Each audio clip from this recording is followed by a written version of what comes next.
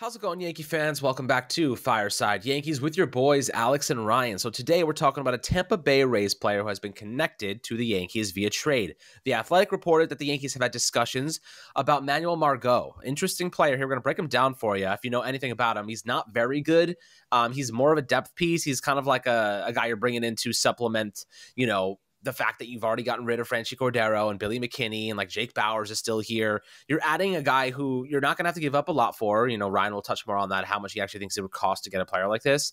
And obviously, like, he's not very good. Like, he's a below average hitter most seasons, slightly below average, like 4% below. So it's nothing like crazy. The margin for error there is like, he's probably an average player. He's a fine defensive asset. And I do think, like, as a depth piece, really solid option, really solid depth piece. But anything more than that, that's when we're getting into the confusing realm of what the hell are we doing here. So Ryan, before we dive into Manuel Margot, what he has to offer this Yankee team, if it's a good idea to target him specifically, how you do today, my friend?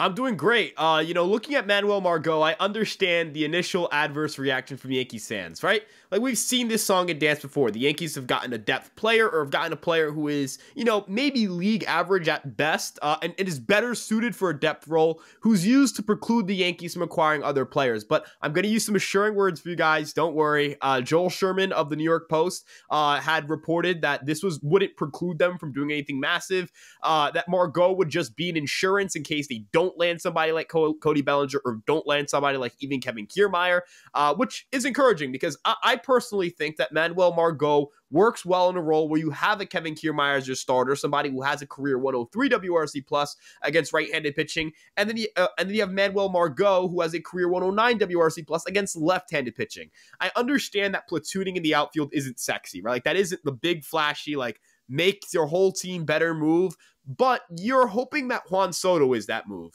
And I know that, you're hedging your bet on acquiring Juan Soto here, but given the market, it's not like the Yankees have an opportunity to go out and get a superstar caliber hitter at any other position. Yes, Shohei Ohtani is available, but Shohei Ohtani is not coming to the New York Yankees. The Mets feel like they have a long shot at him, and the Mets have coveted Shohei Ohtani for a long time. The Yankees have as well. The Mets obviously would be able to put down a massive offer on the table, and I don't think the Yankees would be as motivated to make that offer. So if the Mets have a long shot at him, that tells you the Yankees are all but out of it. And so, looking at the free agent market, looking at what's available, Juan Soto is your best bet. But looking at center field, I mean, do we really want to sit here and hedge our bets on, Cody Bellinger being worth $180 million? I feel like that's a stretch too. So, if you can have Margot and Kiermaier in center field, both these players likely would be 1 or 2 year deals. Kiermaier would be a 2-year deal in free agency most likely, and Margot is on 1 year left of his contract. You would have to trade for him. But end of the day, I mean, Alex, you're getting two guys who can, you would get 2 guys who can play all 3 outfield spots. In Margot's case, regressing a little bit defensively in center field, absolutely, like, that's definitely a concern. But he can play left and right field really well, and he holds his own in center. He's fast. His bat outside of the trop has typically been really good. And even last year, like, I'll take a 95 WRC plus basically, and as long as it's skewed towards the hitting lefties, assuming that you have Kiermaier. He's a high contact guy. He's got speed. Look, he's basically replacing Isaiah Kiner-Falefa, right? Like, Isaiah Kiner-Falefa was your 4th outfielder last year. You obviously have both Peraza and LeMahieu to rover around the infield. And Peraza can play shortstop. You have Cabrera who can play all over the infield and play the outfield. So versatility really isn't the Yankees' issue right now. They just need guys who can actually play the outfield. A thing that I heard from one of my good friends when I was talking to them about the whole Manuel Margot thing was the Yankees saying, yeah, we don't need depth or we shouldn't go out and get depth is exactly how you end up with Franchi Cordero playing right field or, trying to force Jake Bauers into an outfield role when he profiles more as a first baseman. You need to be strong defensively. The Yankees were the worst defensive left field group in baseball according to defensive runs saved. They had -7 outs above average as well. There are multiple times where misplayed balls out there cost the Yankees games, and you're trying to basically collect 5.5 wins. The Yankees were 5.5 games back from a wild card spot. They're currently projected to win enough games to make a wild card spot, but if we're going based off of last year's results, you're trying to get 5.5 wins better. You subtract Luis Severino, who was a net negative for the team. You hope that you get a better production from Carlos Rodon, who pitched like a net negative for the team. You also can add, maybe you do add a Juan Soto, right?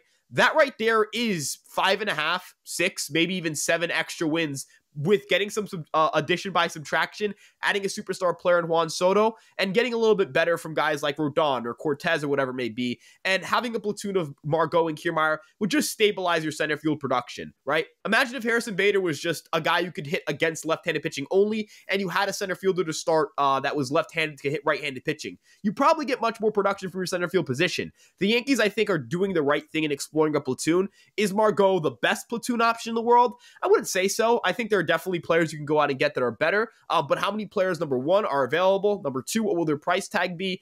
And number three, and the big thing here, do the Yankees like the profile? The Yankees seem to really like Manuel Margot. So, to pass this off to you like this, I know I've kind of rambled for a little bit. Alex, I think the big thing here is that it depends on what Manuel Margot's role is. As long as he doesn't prevent you from doing anything else, like getting a Kiermaier, and then obviously getting a move like a Juan Soto or Yoshinobu Yamamoto, this doesn't really impact the team negatively at all. No, I mean, of course not. It really, to me, it comes down to how much the Rays are willing to take on in the salary. As you kind of referenced there, he has 1 year and $9.5 million, and then a 2025 mutual option that the Yankees could easily decline. So if they're willing to take on, like, I'd give $3-4 million to Margot. I'm not looking at him as like a legitimate piece, but he's a fine depth option, fine rotational piece. This is a supplement, right? This is a guy that you are not relying on to start. I'd rather have Kevin Kiermaier than Manuel Margot until Jason Dominguez is back and ready to play. Kevin Kiermaier, a little bit better, a much better defender, still athletic. He's a little bit older, yes, but has a lefty bat, which the Yankees prefer, and he's not going to cost you anything. I mean, is this a salary dump, do you think? This is more like, what are the Rays actually taking for, do they want anything for this? Because it seems to me like they may be willing to give him away for free. I mean, he's a rotational piece. They owe him a lot of money. $9.5 million for him is rich. I mean, do the Yankees even have to give up anything for a guy like this? No, I don't think so. I know, no, baseball trade value simulator, it's not like the perfect measure. I'm not going to sit here and use it as the Bible, but he does have negative 2.7 value on there. And I think that makes sense, considering the fact that he has, he's owed $9 million. $9 million would indicate you're a little bit you're worth about a war or a war and a half, right? In terms of player value. And I don't think that matches Manuel Margot's player value. So, if you're able to get Manuel Margot and, not even trade a player to be named later, maybe just trade cash considerations, right? Like the Yankees, eat X amount of money on that deal. You'll take it, right? Like, you're the New York Yankees. You have money. You should be able to just say, yeah, we're going to pick up a fourth outfielder for literally nothing. And a guy who has contributed to some really good Rays teams. Like, we can sit here and say, okay, the Tampa Bay Rays, or the New York Yankees, getting Manuel Margot would make them, would seem like a dumpster dive move. That's a type of move that contenders don't make. Well, the Rays have been contending for a World Series title for the better half of half a decade now. Like 2019, they won nearly 100 games. 2020, they were on pace to win 100 games. 2021, they won the division and won 100 games. I should also mention in 2020, they also won the division. In 2021, in 2022, they made the playoffs. They weren't very good that year, though. They won like 89 games. They were just an okay team.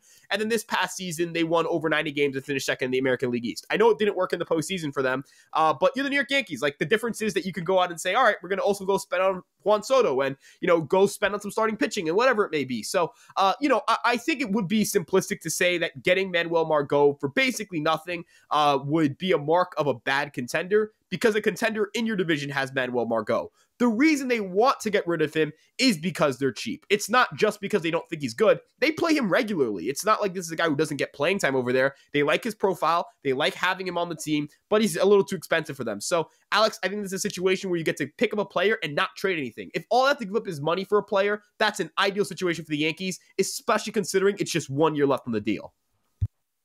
Yeah, so here's the thing that I have I want to throw out there against these little signings here and there, like 4 or 5 million there, 9 million there, this there.